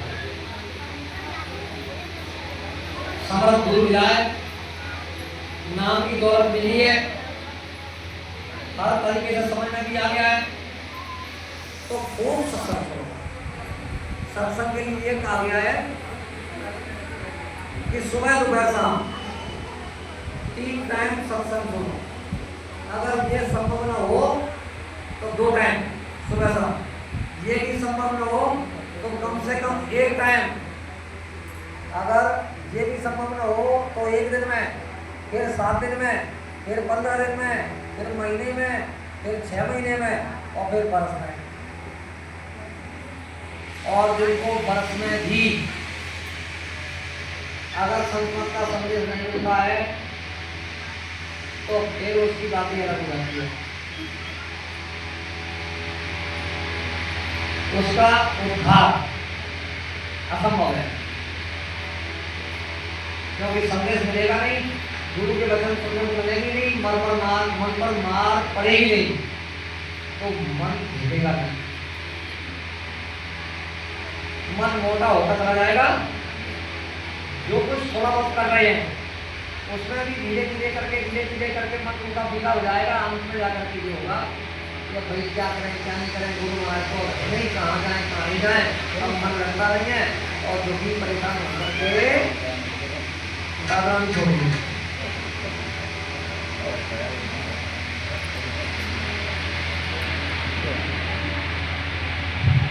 कितना समझाया,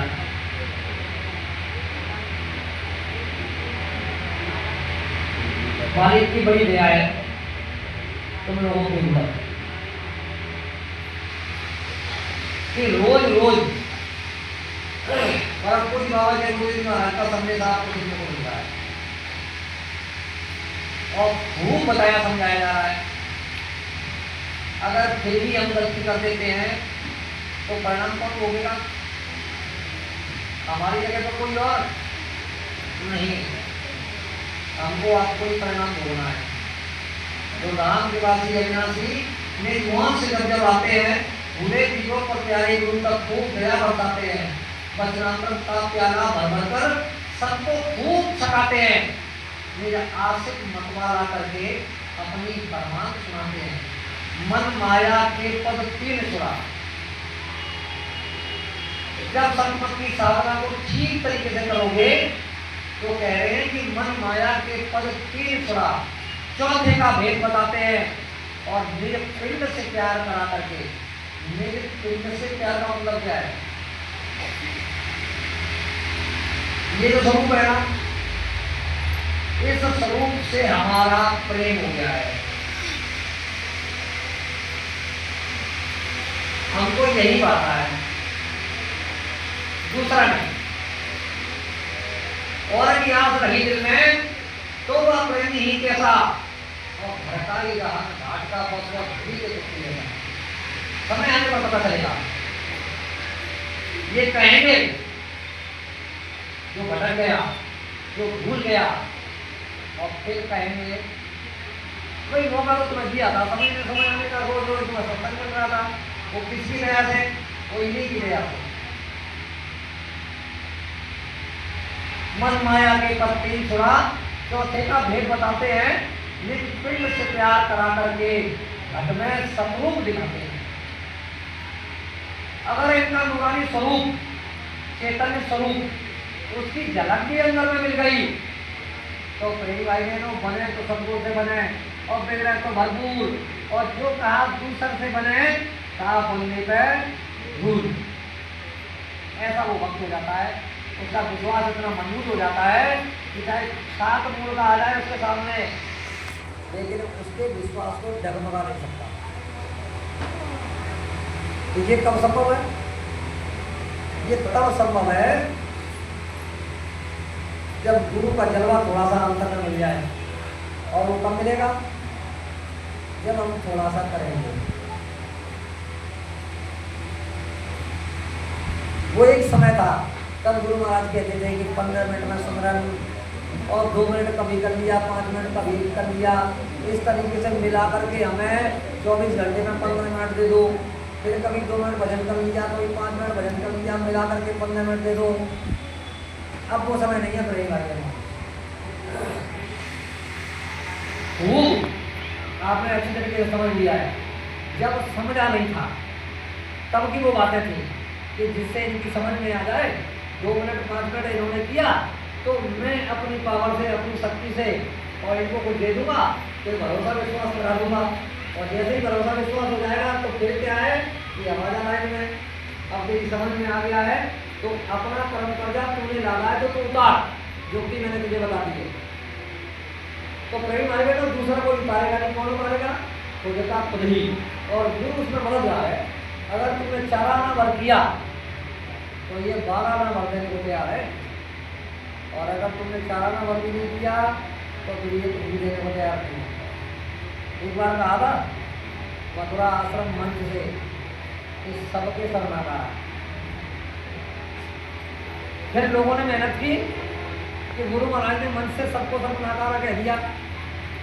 जिनके अंदर भाव भक्ति थी कुछ करने की, उन्होंने समय दिया। इसमें भी ऐसे ऐसे प्रेमी बैठे हुए हैं जिन्होंने एक एक आसन से 4-4 घंटे बैठ करके साधना की है। अब जब 4 घंटे समय दिया है तो कई भाई बहनों को समझ मिला होगा कि नहीं मिला होगा। ऐसा हो सकता है कि बाबा जयगुरुदेव के नाम पर कोई नहीं, अगर 4 घंटे बैठ जाए तो कुछ मिला नहीं हो। मैं दावे के साथ कह सकता हूँ ऐसा हो ही नहीं सकता कि 4 घंटे की मजदूरी और बाबा जयगुरुदेव रख रहे हैं। अरे 2 मिनट की मजदूरी नहीं रखते, वो 4 घंटे का तो प्रतिफल कुछ और ही निकलेगा। हमें भी कुछ ऐसे ही करने की जरूरत है। और देखिए आपने भैया के पड़ोस में बढ़िया सा मकान बन गया तो हमको भी मकान बनवाना है। भैया के पड़ोस में गाड़ी आ गई 4 पहिए की, तो भैया हमको भी गाड़ी मंगानी है। भौतिक जगत की होड़ खूब हो रही है।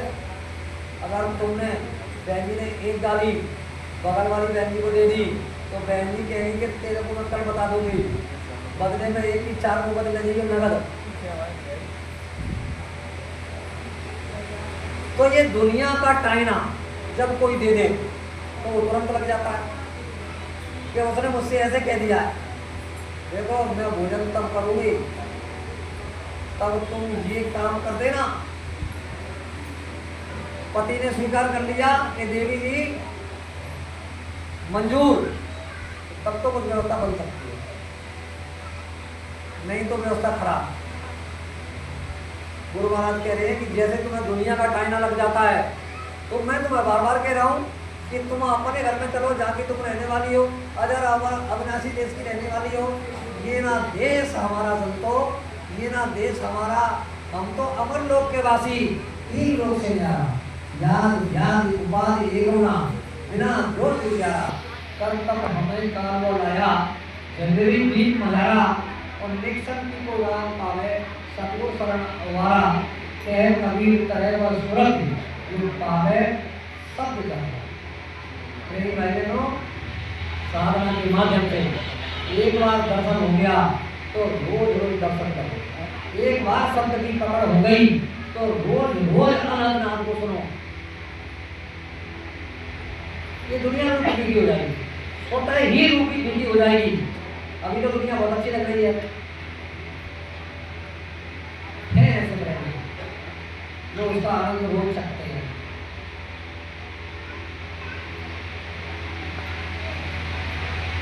यदि परमानंद परम सुख के, यदि परमानंद परम सुख के भंडार प्रभु को पाना है तो बाबा जी बताते हैं जो मार्ग उसी पर जाना है।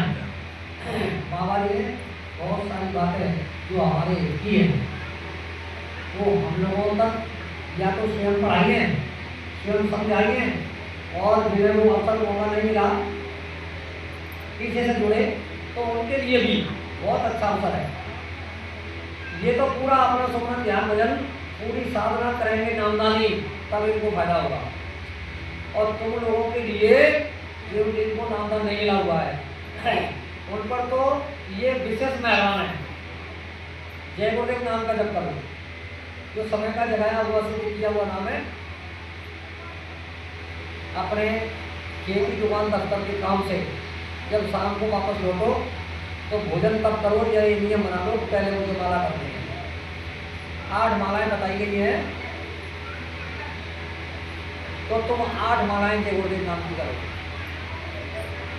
जब ये जय गुरुदेव नाम की 8 मालाएं करने की व्यवस्था आपकी समझ में आ जाए, अड़ोस पड़ोस में अगर कोई जय गुरुदेव वाला है तो वो जय गुरुदेव नाम की सुमरन की जो व्यवस्था है, जो क्रिया है, वो तुम्हें बता देगा कि सुमरन कैसे करना है। जब सुमरन समझ में आ जाए तो फिर तुम इनके स्वरूप को अंदर में अच्छी तरीके से बता दो। बार बार देखो, बार बार देखो, बार बार देखो, खोलो फिर देखो, खोलो फिर देखो।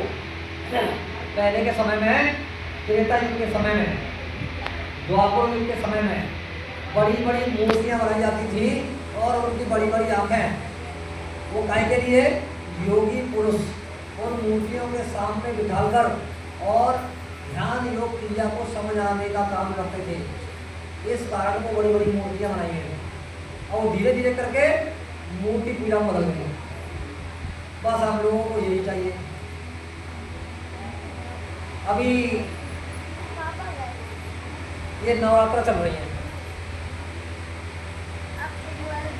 इन गुरु बहनों में भी ऐसी होंगी जिनके घर में एक मंदिर होगा और मंदिर में नवरात्र की पूरी व्यवस्था होगी। सत्संग भी सुनने आए हैं, जरा नवरात्रि है, माता है, मतलब बैठ लेते हैं, आसान बैठते थे। अब उनकी बार कहीं ऐसा नहीं हो कि नाराज हो जाए तो कुछ उल्टा पुल्टा हो जाए। मेरी भाई बहनों, बगल में सेवड़ा है, गतिया जिले में पड़ता है, वहाँ स्वामी जी महाराज का एक कार्यक्रम हुआ था। एक लक्ष्मी नारायण सेठ थे और काफ़ी गुरु महाराज के नज़दीक थे और हमारे लिए कार्यक्रम भी करवाए। तो वो एक प्रेमी के घर गए तो वह तमाम मंदिर था और मंदिर में तमाम देवी देवता थे। गुरु महाराज ने कहा ये सब क्या है? तुम कितने दिनों से मथुरा आते जाते रहे हो? अरे गुरु महाराज वो क्या है, मतलब वो ये इनकी सुधानी की होता है और मैं सोचता हूँ मतलब कि ये सुमन ध्यान भजन भी करती है और इधर भी अपना लगा लेती है। बाबा जी ने इशारा किया इधर, ऐसा करो एक कपड़ा लाओ और एक कपड़े में सब समेट के रख दो। कपड़े में बांध के और स्वामी जी महाराज ने दिया उसको ऐसे ऐसे लगा दिया और उसके बाद उनके बगल में एक छोटी सी नदी है और उसमें डर जाते हैं। बोले अब तो इनके चक्कर मत पड़ना, अगर इनके चक्कर में रहोगे तो तुम्हारी आस्था भावना इधर की ईश्वर के लाएगी। संत मत से जुड़ने के बाद वो परमपिता परमात्मा का ज्ञान मिल गया जिसने सब कुछ पैदा किया है। देखिए तुमको भ्रम और शंका हो जाए तो बात अलग। जय गुरुदेव नाम मेरा नहीं है, क्या कहा स्वामी जी ने कि तुमको भ्रम हो जाए शंका हो जाए तो बात अलग। जय गुरुदेव नाम मेरा नहीं है, जय गुरुदेव नाम किसका है? उस परमपिता परमात्मा प्रभु का नाम है जो सबका सर्जनहार है। ये प्रभु भाई ने किसके लिए कहा था? उन्होंने अपनी ही संगत के बीच में कुछ नए लोग आते थे जिनको बड़ा समझा बुझाकर लोग दिलाते तो वहाँ पे कहते थे अरे बाबा तो खुद ही जगह पे बन रहे, ये तो खुद ही भगवान बन रहे। नहीं भाइयों, ऐसे लोगों के लिए बाबा जयदेव जी महाराज ने इन शब्दों का प्रयोग किया कि तुमको भ्रम हो जाए शंका हो जाए तो बातें अलग है। जयदेव नाम मेरा नहीं है, जयदेव नाम उस परमपिता परमात्मा प्रभु का नाम है जो सबका सर्जन रहा है, जिसने सबको पैदा किया है, जो देवों का देव है, जो गुरुओं का गुरु है, जो शहंशाहों का शहंशाह है। उस परमपिता परमात्मा का नाम क्या है? जय गुरुदेव। वो माने अंधकार और वो माने प्रकाश। जो अंधकार से प्रकाशमय है, अंधकार नाम की कोई चीजें नहीं है, वहाँ उजाला ही उजाला है उस गुरु का। एक जगह पत्रिका में आया है कि उसके सम्मान में जय और पीछे देव। मुंडा नाम अच्छा नहीं होता। स्वामी महाराज कह रहे हैं कि मुंडा नाम अच्छा नहीं होता। किसी नाम के आगे सीताराम अच्छा नहीं लगता, श्री सीताराम थोड़ा अच्छा लगा। अगर श्री सीताराम जी तो फिर कितना अच्छा लगा। स्वामी जी महाराज ये उदाहरण देकर के समझा रहे हैं कि मुंडा नाम अच्छा नहीं होता, इसलिए ये वैदिक मत का सिद्धांत है। ये वैदिक मत का सिद्धांत है, संत का नहीं। संत में तो अभी आएगा। स्वामी जी महाराज ने हर तरीके से लोगों को समझाने का प्रयास किया है। जो देवों का देव है, जिसके अंदर से वो रोशनी जो प्रकाश निकल रहा है, जो सबके अंदर प्रकाशित करता है, उस गुरु का पूरा नाम क्या है? जितने भी देवी देवता हैं, इन सब देवों का देव कौन है? वो गुरु जिसकी बात कर रहे हैं, जो प्रकाश में है, केवल गुरु सब, ठीक है। और सब देवों का देव है वो, तो क्या हो गया? गुरुदेव हो गया ना। अब ये जितने भी देवी देवता हैं इधर से बैठे हुए हैं, जिनको उस परमपिता परमात्मा के विषय में ज्ञान है। ईश्वर से नीचे के लोगों को ज्ञान नहीं है, ईश्वर से ऊपर के जो अधिकारी बैठे हुए हैं उनको मालूम है। तो वो निरंतर किसको बोलते हैं? वो किसकी जय जयकार करते हैं? उसी गुरु की जिससे वो पैदा है। तो फिर उसका पूरा नाम क्या हुआ? जय गुरु देव। अब देखिए दूसरे शब्दों में बाबा जयगुरुदेव कहते हैं कि जयगुरुदेव नाम मेरा नहीं है, आपका भी नहीं है, किसी पेड़ पौधे का भी नहीं है, पशु पक्षी का भी नहीं है, उसका है मालिक का। लेकिन तुम जय गुरुदेव नाम से कहीं भी पुकारोगे, दुख में, संकट में, मुसीबत में, परेशानी में कहीं भी पुकारोगे तो कौन मिलेगा? भाई किसने वचन दिया है? इधर से आवाज आई थोड़ी सी। भाई किसने वचन दिया? तुम्हारा। और ये कह रहे हैं कि मिलेगा कौन? भाई जय गुरुदेव नाम उस परम का परमात्मा का है ना? और आपने कहा है कि तुमको भ्रम और शंका हो जाए तो बात अलग है। इधर ये कह रहे हैं कि जय गुरुदेव नाम से पुकारोगे, जय गुरुदेव नाम से याद करोगे तो कौन मिलेगा? मैं कहूँगा तो फिर ये कौन है भाई? जय गुरुदेव नाम के पुकारने पर ये मिल रहे हैं तो फिर ये कौन है? तो प्रिय भाई बहनों, ये अपने लोगों के लिए ये बाबा जय गुरुदेव के बारे में जो जानते हैं, जो थोड़ा समझ गए हैं कि ये किस हस्ती के मालिक हैं, उनके लिए उन्होंने ये कह दिया। और जो समझे नहीं है तो वो ये कहेंगे कि बाबा जी तो महात्मा बनता है, बाबा जी तो भगवान बनता है, बाबा जी तो परमात्मा बनता है। उनके लिए इन शब्दों का प्रयोग किया है, लेकिन वास्तव में ये वास्तविकता है कि यही भगवान है, यही वो मालिक है जो सबका सेवन है। मृत्यु के समय में सिराने खड़े होकर के आने का वचन दिया है। लेकिन कई भाई बहनों, क्या ये सरल बात है? यहाँ तो कहा गया है वेदों में कि बार बार मुनि जतन कराही और अंत राम कहीं आवत नहीं। यानी मुनियों ने बार बार जतन किया है और तब कह रहे हैं कि अंत समय में हुआ था नहीं। तो इधर हम लोगों के रुमेल में नहीं है, बस माधव जाना नहीं कर कराही और अंत राम कहीं आवत नहीं। जब बार बार मुनियों ने जतन किया तब वो लाट रहे हैं कि हमको समय में वो आता नहीं है। तो हम आप अगर रूटीन में उसको नहीं लाएंगे और रोज की क्रिया में उसको पुकारने का नहीं लाएंगे तो क्या आ जाएगा? देखो कैसे आ जाएगा। बहुत से रही सपने की बात बताते हैं, ये कहते हैं कि मुझे सपने में एक शेर ने घेर लिया, एक भूत ने शेर ने मुझे सपने में जकड़ लिया, अब वो मुझे पकड़ के ले जा रहा है। मुझे बड़ा डर लग रहा है, बड़ा भय लग रहा है सपने में कि ये क्या करने वाला जा रहा है मेरे साथ, मतलब वो घटना तो नहीं कर देगा, मार तो नहीं देगा। तो प्रेमी भाई बहनों, बहुत से ऐसे प्रेमी होंगे जिनके सपने में भी जय गुरुदेव नहीं आते, लेकिन इस नाम के अंदर ऐसा पावर है कि अगर इस तरह की घटना किसी के ऊपर घटती है और उसने सपने में भी अगर जय गुरुदेव नाम को पुकारा तो वहां भी संकट से मुक्ति मिल जाती है, सपने में संकट से मुक्ति मिल जाती है। तो प्रेमी भाई बहनों, जब प्रत्यक्ष में हम आप याद करेंगे तो फिर इसकी दया नहीं उतरेगी, उतरेगी नहीं उतरेगी, इसलिए याद रखिए। और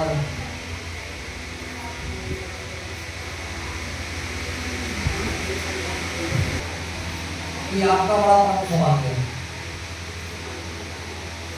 परम पूज्य बाबा जी गुरुदेव का संदेश आपको रोज मिल रहा है। अभी उनके यहाँ कार्यक्रम था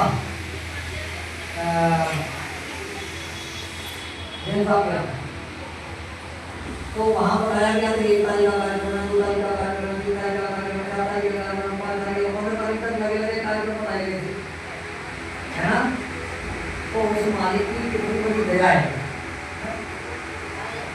कि आपको परम पूज्य बाबा जी गुरुदेव महाराज का संदेश सुनने को मिल रहा है। इसलिए आप भक्ति कीजिए, नहीं तो पता क्या होगा।